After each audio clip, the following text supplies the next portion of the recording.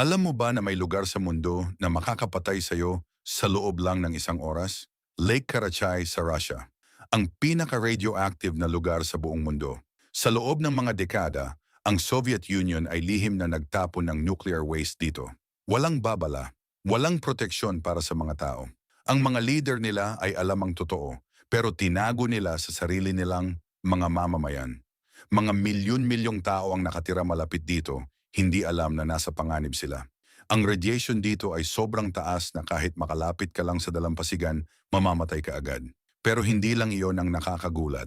Ang mga Soviet officials ay patuloy na nagsinungaling. Sinabi nila na ligtas ang lugar. Pinahayaan nila ang mga pamilya na manirahan sa paligid. Hanggang ngayon, milyon-milyong tao ang nanganganib dahil sa kasinungalingan na ito.